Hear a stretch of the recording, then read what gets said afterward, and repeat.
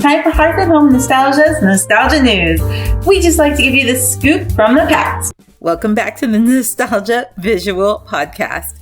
I am Mrs. H. I'm happy that you're with us at Hearth at Home Nostalgia, where we remember the old days together. Today, I want to go back in time to the 1950s when barbershops were the busy hubs of town and where men would go to get their hair cut and also to talk about the latest news. First off, have you ever been to a barbershop? I've never been to a barbershop. I've only been to salons. I've been to regular salons, where you go and you get the bargain price. That's usually where I go. Or I do it myself, or I've gone to a fancy salon.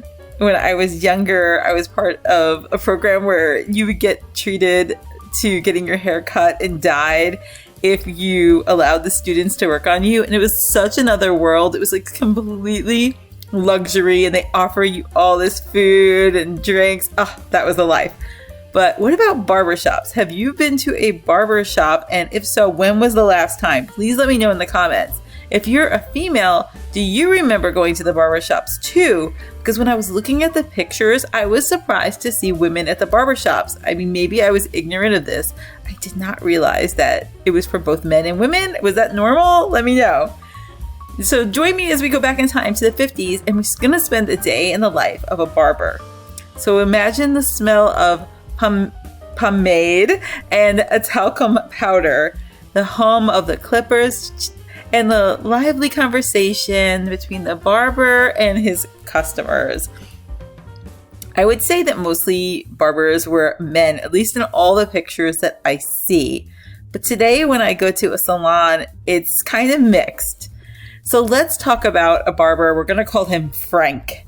He gets up early, and Frank gets to the store at about 7 a.m. and he sweeps the floors. He has to clean the mirrors. There's a lot of little things you don't think of. And he makes sure that everything is ready for the day. And at 8 a.m., he lets the first customer in after opening the doors.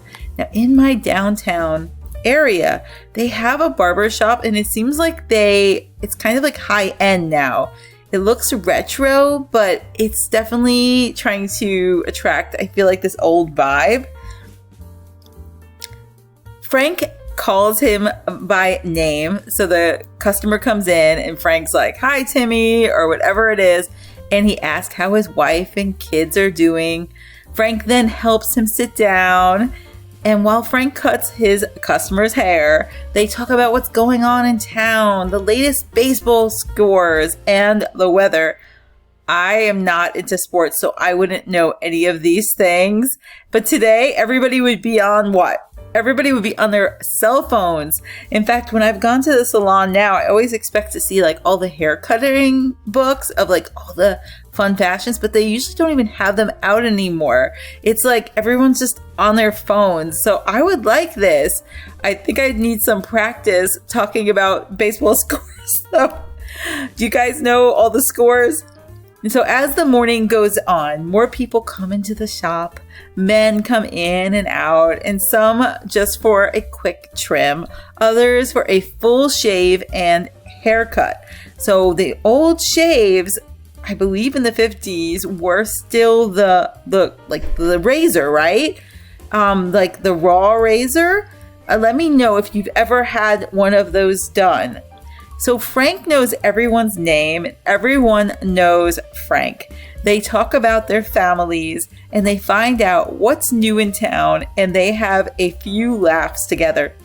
My husband once won a contest with the Car Talk guys, and the riddle, if you remember this, was about a barber. There was two barbers in town, and one had great hair and one had bad hair. So which one should you go to? And it was the one with the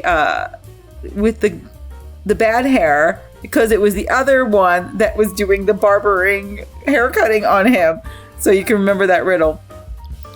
Frank takes a break around lunchtime. He goes to the room in the back where he has set up a small kitchen. He makes a sandwich and a cup of coffee for himself, and he sits down to eat. He looks out the window to see what's going on in the town. Can you imagine what was going on at the time? Back to work after lunch. Usually the afternoon is a little less busy, but Frank stays on guard. He never knows when somebody will come in.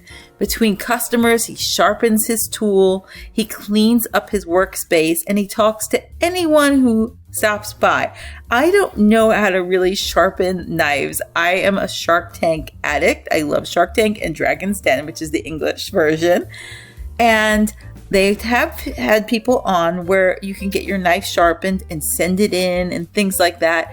And I'm always like, just buy a new knife, buy a new razor. But I guess there was some sort of this charm to it. And this is how you did it if you really wanted to do it right. Do any of you sharpen your own razors or blades or do things these old-fashioned ways? Please let me know in the comments.